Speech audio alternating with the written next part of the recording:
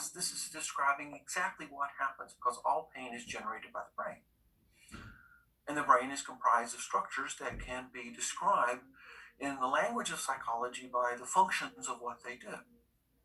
However, the term psychogenic is also used to refer to something that is imaginary. And most often, especially in the context that you just described, Jolie, and which is the context in which I think the term psychogenic is most often used, is that it is used in a contrast to, well, if there's a lesion in the body, we now know that the pain is real because we can see what causes the lesion.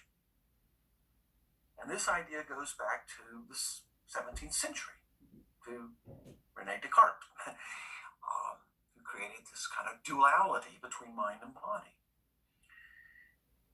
And in that context, then psychogenic is used to explain away someone's pain that, oh, well, then we don't see a lesion, we don't see tissue damage, so therefore I can't figure out what's wrong with the person, so therefore the pain is not real. A patient years ago had a very complex pain problem, ended up being treated by a local ENT surgeon who did a partial tongue resection because on imaging there was a benign cyst in the tongue.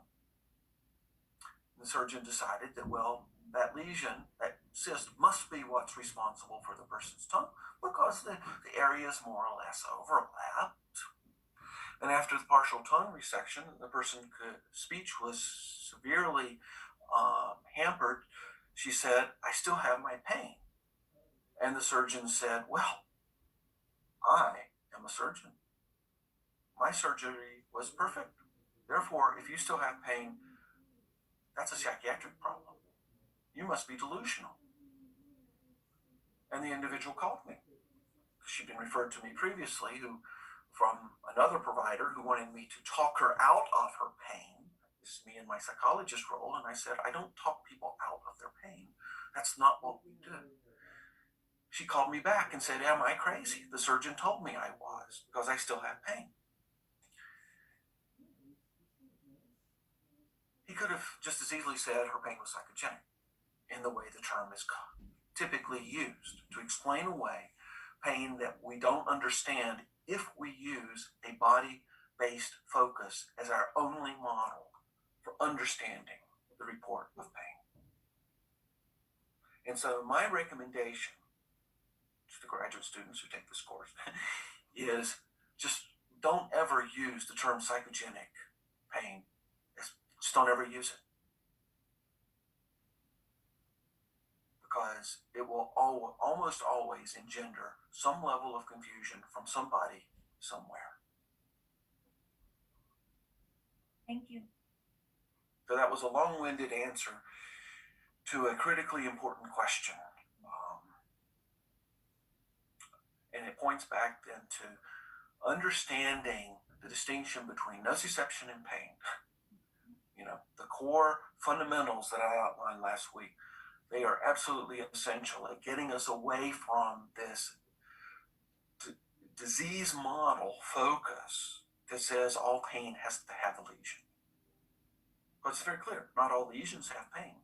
And we see it all the time as dentists. Consider periodontal disease. More often than not, it is asymptomatic. And we're looking at serious tissue damage, full of inflammatory cytokines and all that kind of stuff, but for reasons that are very peculiar, they don't activate the pain system. Thank you.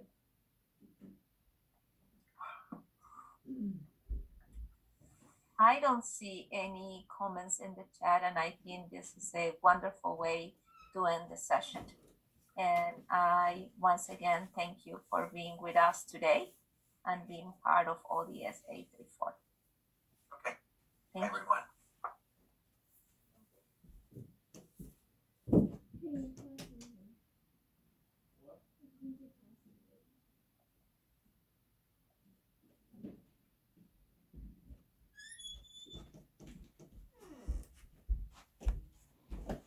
Here, is your